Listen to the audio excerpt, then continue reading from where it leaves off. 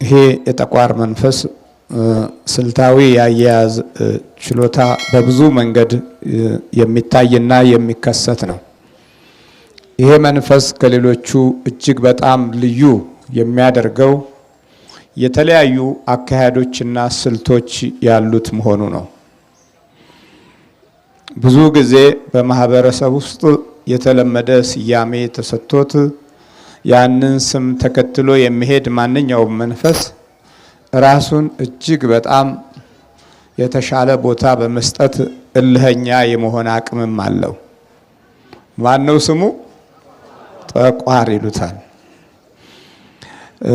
ይህንን ስም ስያሜ ያገኘው ለብዙ ዘመናት በኮከብ ቆጣሪዎች አማካኝነት የመጣ ስም ነው።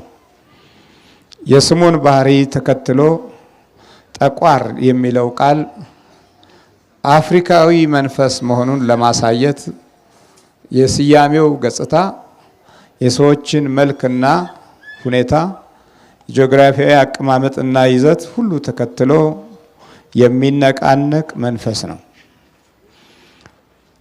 ሴቷ አጋንንት ሻንቄት ስትባል፣ ይሄኛው ግን ጠቋር ይባላል።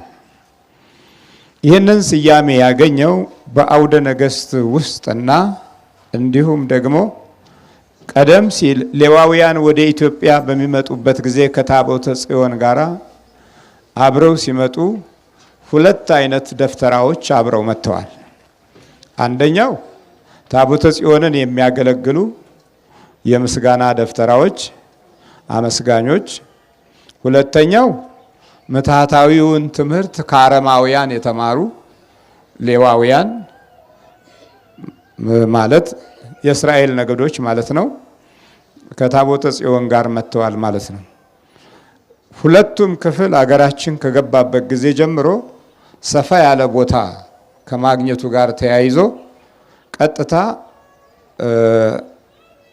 በአንድ ሀገር ውስጥ ራሱን የቻለ የመንፈስ አካል እንዲሆን አንደኛውን ክፍል የሄደው ይህ የአውደ ነገሥቱ መንፈስ ክፍል ነው። በዛ ስያሜ ውስጥ ራሱን ችሎ ጠቋር የሚል መልእክት ስም አገኘ። የጠቋር መንፈሳዊ ስልት በመጀመሪያ ደረጃ ትልቅነትን መቀበል ነው። ራሱን ትልቅ አድርጎ ሌሎች በትልቅነት እንዲቀበሉት ማስገደድ ነው። የማስገደድ ኃይል አለው። ስለዚህ የማስገደድ ኃይሎቹ በተለያየ አይነት መንገድ ይከሰታሉ። አንደኛ በህልም በማስፈራራት፣ ሁለተኛ በሰውነት ውስጥ የተለያዩ ምልክቶችን በመስጠት፣ ሶስተኛ ያየውን ራእይ በሚቀጥለው ቀን ተግባራዊ በማድረግ እነዚህ ሂደቶች በቀጥታ የሚከናወኑበት መንገዶች ደግሞ አሉት። በመጀመሪያ ደረጃ በቀላሉ ለመቆጣጠር የሚሄድበት መንገዶችም ኃይልን ተከትሎ ነው። ብዙ መንፈስ የራሱ የሆነ ዘዴና ጥበብ ሲኖረው የጠቋር መንፈስ ለየት የሚለው ግን የኃይልን ባህሪ ተጠቅሞ ልቦናን እንደፈለገ በገባበት ሰዓትና ጊዜ የመቀየር ችሎታ መኖሩ ነው። ህሊናውን በብዙ መንገድ ያምታታና በቀጥታ መጨናነቅ ሲጀምር ወደሚፈልገው መርሆ ይወስደዋል ወይም ወደሚፈልገው ሐሳብና ጎዳና ይወስዳል። ይሄ የማስገደድ ኃይል ነው። ስሙ ማን ነው? ጠቋር ይባላል። ስለዚህ ከዚህ ጠባዩ የተነሳ ብዙ አባቶች ይህንን ክፉ መንፈስ ለምደውታል። ልምምዱም በባህሪ ውስጥ ባለው መሸነፍ ጋር ተያይዞ ለአምልኮት ከሚሰጡት ቦታ ጋራ እና በጸሎት ከሚቃወሙት አካሄድ ጋር ተያይዞ ለመቃወም ይህንን አጋጣሚ ለማግኘት እድሉን እስኪያጡ ድረስ በቀላሉ ተቀብለውት እንዲኖሩ ያደርጋል። ስለዚህ አባት ሆኖ በባህሪ ውስጥ የመቀመጥ ችሎታው በስፋት የታወቀ ነው። ከዚህም አንጻር ብዙዎቹ የኔ መንፈሳዊ ነው የሚለውን መልእክት በሚገባ ይቀበላሉ። መንፈሳዊ ነው፣ እሱ ምንም አያደርግም፣ እንደውም ጠባቂ ነው፣ ረዳትና አጋዥ ነው፣ በተጨማሪ ራእይም ይገልጣል ተብሎ የተለያዩ ግብሮችንና የተለያዩ እሱ የሚፈልጋቸው መሻቶች ለማቀነባበር እድል ያለው መንፈስ ነው። ከዚህ አንጻር ልምምዶቹም ፍጹም መንፈሳዊ በመምሰል ጎዳና ውስጥ የተለመዱ ናቸው። በጸሎቱ ስፍራ የጸሎቱን ባህሪ ይከተላል። በዝማሬው ቦታ የዝማሬውን ባህሪ ይከተላል። በጣም የሚጠነቀቀው በቅዱስ ቁርባን እና በአምልኮት ላይ ብቻ የሚወሰደውን እርምጃ ይፈራዋል። መጀመሪያውኑ ወደዚህ ባህሪ እንዳይመጡ የሚያደርጋቸው እንቅስቃሴዎች በብዙ ፕሮግራሞች የተሞሉ ናቸው። አንደኛ ቅዱስ ቁርባን እንዳይወስዱና እንዳይቀደሱበት የተወሳሰቡ አካሄዶችን ይሄዳል። በመጀመሪያ ደረጃ ኑሮውን የተሟላና የተሳካ እንዳይሆን ያደርገዋል። በዛ ውስጥ ያለው ዋከባ የቱን ያህል የሰው ልጆችን ሐሳብ ሊቀይር እንደሚችልና መንገዳቸውን ማዛባት እንደሚችል ስለሚያውቅ ከፍተኛ የሆነ ጫና ያሳድራል። የኑሮ ጫና ወይም ደግሞ የባተሌነት መንፈስ በስፋት ያከናውናል። ይሄ የዚህ የጠቋሩ መንፈስ አሰራርና ስልት ነው። በሚባትሉበት ጊዜ ምን ያህል ለአምልኮት የሚሰጡትን ቦታና ስፍራ ቀለል እንደሚያደርጉትና ግምት ውስጥ እንደማያስገቡት ስለሚያውቅ ማዋከብ ይጀምራል። የተዋከበ ሕይወት ውስጥ የእግዚአብሔር መንፈስ ለመግባት እድሉን እንደሚያጣ ስለሚያውቅ በዚህ ዋከባ ውስጥ አሰራሮቹን በብዙ መንገድ ይዘረጋል። ኑሮና ሂደቱ፣ የቤተሰብ መስረታው የመሳሰሉት ነገሩም ውስጥ ጣልቃ ገብቶ በልጆች አእምሮና ሕሊና ውስጥ አፍዛ ደንግዝ ለመሆን እድሉም ሰፊ ነው። ምክንያቱም አባት ተብሏል በመጽሐፍ ቅዱስ ውስጥ ይኸው እናንተ ከአባታችሁ ከዲያብሎስ ናችሁ እና ዲያብሎስ በቀጥታ ስር የሰደደ ባህሪ በአኗኗር ውስጥ መሰረቱን ለመጣል ብዙም አያስቸግረው። ስለዚህ በየስሙና በየልምምዱ ሂደት ውስጥ ያለው ገጽታ የማንነታችንን ምስጢር ለመረዳት አስቸጋሪ አይሆንበትም። መንስኤውና ምንጩ ደግሞ ይሄው መንፈስ ከመንፈሳውያን ስፍራ ነው። እንደ መንስኤ፣ እንደ ምንጭ፣ እንደ ኃይል፣ እንደ ብርታት እየተቆጠረ እንደ ትልቅነት እየተቆጠረ ከዋናው ከመንፈሳውያን ሰዎች ምንጩን ከዛ ካደረገ ወደ ታች ባለው የምእመናን ሕይወት ላይ ንቀት የተሞላ አካሄድ ይሄዳል። ከላይ ከተነሳ ወንዝ ከላይ ከተነሳ ወደ ታች ለመውረድ ምን ያስቸግረዋል? ከዳገት የተነሳ ምንጭ እንደ ልቡ ወደ ታች ሲወርድ ምንም ነገር ሊገድበው ሺህ ድንጋይ ብታቆምበት 100 ሺህ ድንጋይ ብትቆልልበት ዘሎ ለማለፍ እድሉ ሰፊ ነው። እንደውም እሱን ለመገደብ የምትወስደው እርምጃ የበለጠ ትልቅ ድካም ይሆናል። ዞሮ ዞሮ ጥሶ ለማለፍ እድሉ ሰፊ ነው። ስለዚህ ልክ እንዲሁ ነው ይሄ ክፉ መንፈስ ልክ ከተራራ የሚወርድ የውሃ ሂደት አይነት ገጽታ ያለው ነው። ከላይ ያለውን ለመቆጣጠር ያለው ልምምዱ እጅግ በጣም የላቀና ትልቅ ቦታና ስፍራ የተሰጠው ነው። ስለዚህ ይሄ የጠቋር መንፈስ የመንፈሳዊ ጉዞ ላይ ለማጨለም፣ ለማምታታት፣ ውሳኔ ለማሳጣት፣ አእምሮን ለማዛባት፣ አካሄድህንና መንፈስህን ለመረበሽ፣ የመንፈስ ቅዱስ ስጦታና ጸጋና ሞገስን ለማግኘት የምትችልበትን እድል ለማወዛገብና ለማጥፋት በጣም ስትራቴጂ የተሞላ እጅግ ታክቲክ ያለው የመንፈስ ክፍል ነው። ከላይ ለምንድን ነው እንደ ምንጭ ሆኖ ወደ ታች ያለውን የሚያጠቃው? እንዴት በምን መንገድ ነው ሲባል በተለያዩ አይነት ችግሮች በአኗኗራችን ባሉት መዘበራረቅና አንዳንድ የእድለቢስነትና የሌሎችም ተንኮል ታክሎበት በሚመጣብን አንዳንድ ውስብስብ ገጽታ ውስጥ ቶሎ ያቋራጭን መፍትሄዎችን በምንፈልግበት ጊዜ በሁለት መንገድ ጠቋርን እናገኘዋለን። አንደኛው ወደ አውደ ነገስቱ ዓለም ኮከብ ቁጠርልኝ ወደሚለው ምዕራፍ ስንገባ፣ ሁለተኛው እድሌንና ጊዜን ዘመኔን ፍታልኝ ተብሎ ወደ ቃልቻውና ወደ ጠንቋዩ ወደ መተተኛውና ወደ አስማተኛው ስንሄድ ይህንን መንፈስ በሁለት መንገድ ሸምተን ወደ ቤት እንገባለን። ሸመታው በጣም ቀላል ነው። ምክንያቱም የሱ አካሄድና ስልት ደግሞ እጅግ በጣም የረቀቀ ችሎታ ባለው ምስጢራዊ ዘዴ ነው። ከነዚህ ምስጢራዊ ዘዴዎቹ ደግሞ አንደኛው ክፍል ሰዎችን የመልመድ ችሎታው ቀላል መሆኑ ነው። ይለምድሃል፣ በቀላሉ ይለምድሃል። አንዳንድ ጊዜ የሚታዩ ራእዮችንም እውነተኛ በማስመሰል ገጽታ ውስጥም ብዙ ሰፋ ያለ መንገድ የሄደ ነው። መንፈሳዊ አቅጣጫዎችን በማሳየቱም ጎዳና ውስጥ በጣም ትልቅ መንገድ ይሄዳል። ባህታዊ ሊያደርግ ይችላል። ምክንያቱም ይገልጽልሃል፣ አንዳንድ ነገሮችን ያሳያል። ይሄኛው መንገድ ይሄ ነው፣ በቃ አንተ እድልህ በዚህ መንገድ ነው ይላል። ለማመንኮስም አጋጣሚው በጣም ሰፊ ነው። ዘወትር የምንኩስና ጠባይን የሚያሳይ ይመስልሃል። ከዛ ይሄድ እና መጨረሻ ላይ ወገቤን የሚልበትን አጋጣሚ ያመጣዋል። አስገብቶ የማስወጣት ወይም አስገብቶ የማበላሸት ባህሪው የዛኑ ያህል ሰፊ ነው። በጌታችን በኢየሱስ ክርስቶስ አንጻር ሲታይ ይሄው አይነት መንፈስ ነበረ ወደ ጌታችን የመጣው። በማቴዎስ ወንጌል ምዕራፍ 4 ላይ የምታነቡት ቃል ይሄው ነበር። ፈታኝ መጣ የተባለው ይሄ አይነት መንፈስ ነው። ሰውን ተለማምዷል፣ ዓለምን ገዝቷል፣ ተቆጣጥሯል። አንድ ሰው በምድረ በዳ ሲጸልያየ እሱን መከታተል ጀመረ። ሌሎችም በሙሉ ኃይል እንደገዛቸው ስለሚያውቅ አንድ ሰው በምድረ በዳ ፈልጎ ማግኘት አስቡት። እሱም ጌታችን ኢየሱስ ክርስቶስ በቆሮንቶስ በረሃ ውስጥ ሲጸልይ 40 ቀን ሞላው ይላል። ከዛ በኋላ ፈታኝ መጣ አለ። ለምን ምድረ በዳውን አንድ ሰው አለ ብሎ ፈለገ? ሌሎቹ በፍለጋ ውስጥ ሳይሆኑ በቁጥጥር ውስጥ ነው ያሉት። የሚፈለገው ግን በረሃ ውስጥ የወደቀው አንድስ ምስኪን ነው። ስለዚህ አገኘውና ይሄንን ድንጋይ እንጀራ እንዲሆን በል አለው። እስቲ በለው አለው። ስለዚህ የመጀመሪያ ባህሪው የዚህ የጠቋር መንፈስ በእንጀራ መፈተን ነው ማለት ነው።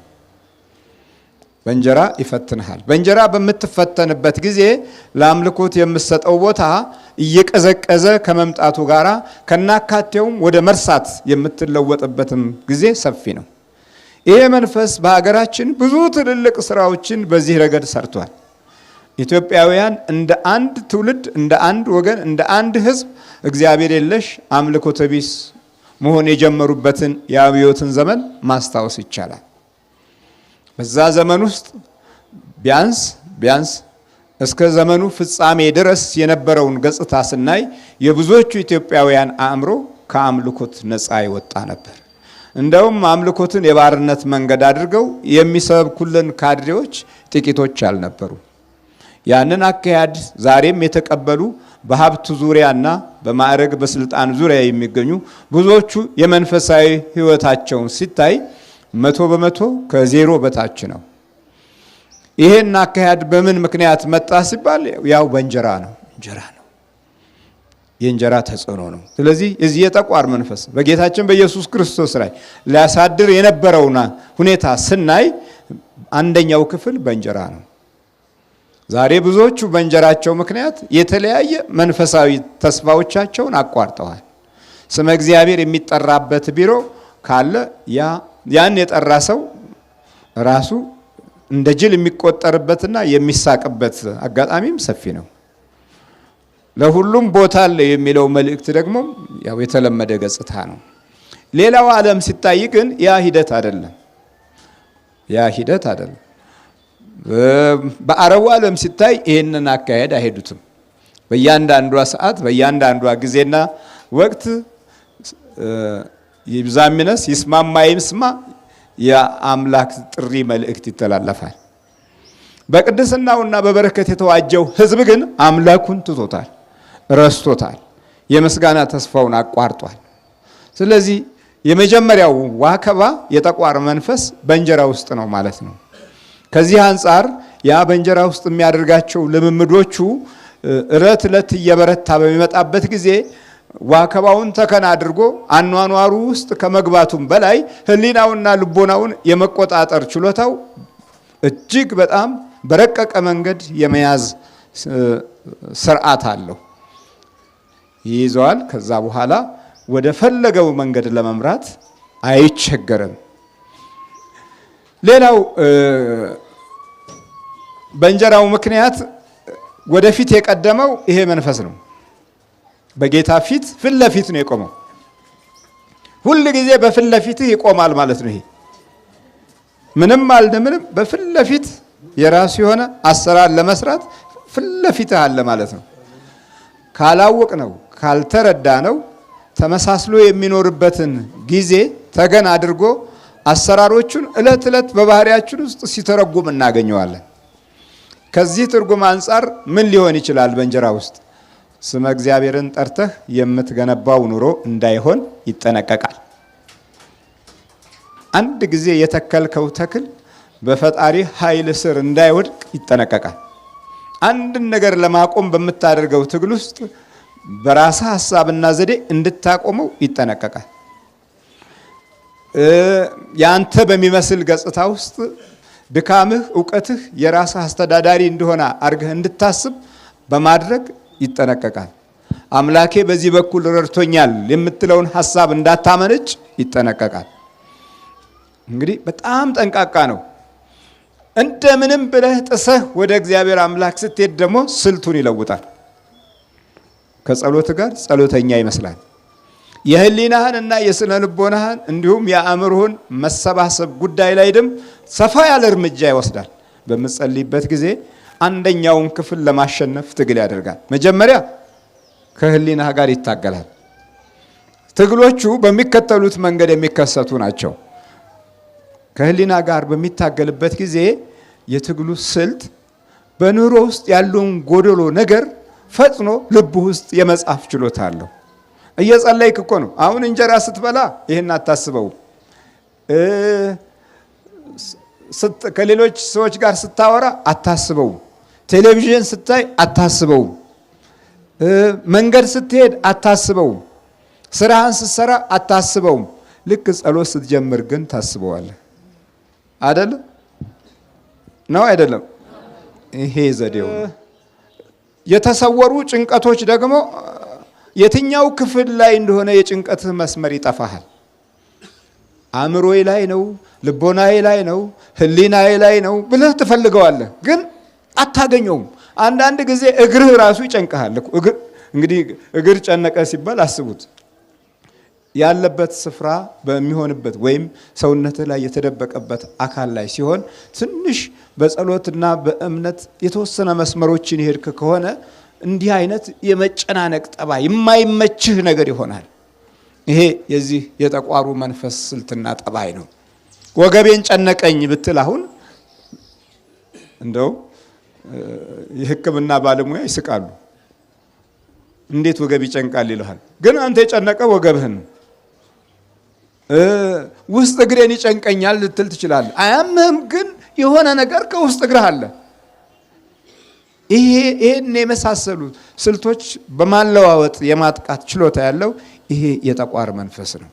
መጽሐፍ ቅዱስ በዚህ ረገድ እናንተ ከአባታችሁ ከዲያብሎስ ናችሁ ያላቸው ይሄ መንፈስ በባህሪያቸው ውስጥ ተመሳስሎ በእምነት ጎዳና ውስጥ አሉ የሚባሉት ፈሪሳውያንና ሰዱቃውያን ይሄንን አካሄድ የሚያስይዝ መንፈስ ስነ ልቦናቸውና አኗኗራቸው ውስጥ ገዢ ሆኖ ተቀምጦ ስለነበረ ነው።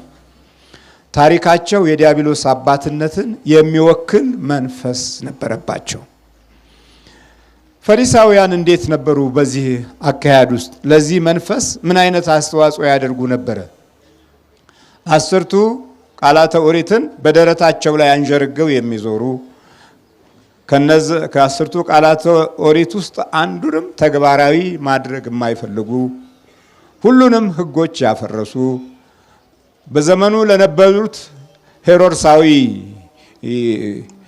ገዢዎች ዘንድ ትልቅ ቦታ የነበራቸው ለመንፈሳዊ ተስፋ የሚሰጡት ግምት ከኛ በላይ ላሳር የሚሉ የነቢያትንና የአባቶችን መንፈሳዊ ጎዳና ስፍራውን ወክለው የተቀመጡ መድኃኒታችን ኢየሱስ ክርስቶስ እንዴት እንደሚወለድ የሚያውቁ ግን ወደ ተወለደበት ስፍራ የማይሄዱ ይሄን ያህል የክፉ መንፈስ መዘዝ ስነ ልቦናቸው ላይ ገዢ ሆኖ የተቀመጠበት ዘመን ነበር።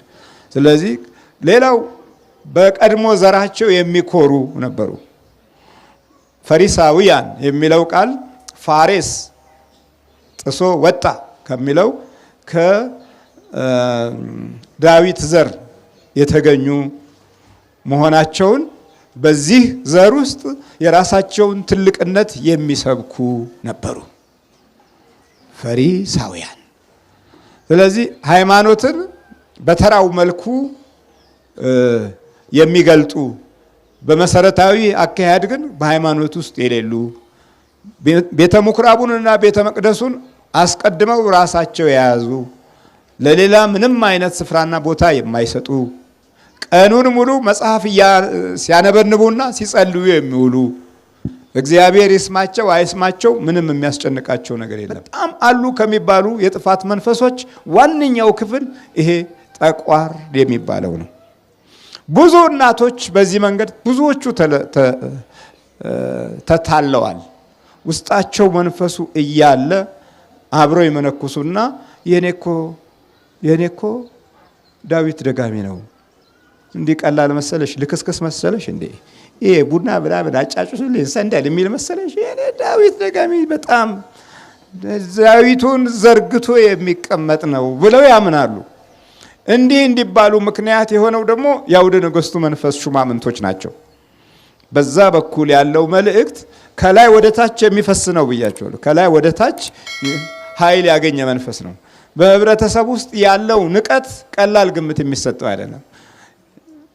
እንደው ተራው አካሄድን የተከተለ መንፈስ ሆኖ ስሙን ጠቋርነትን ተከትሎ ከሚሄደው ይሄ ተራው ወደ ታች ካለው በስተቀረ ወደ ላይ ከፍ ያለው መንፈስ በሹምነት ደረጃ ራሱን ጠብቆ የሚቀመጠው መንፈስ እንዲህ በቀላሉ የሚበገር መንፈስ አይደለም ማለት ነው።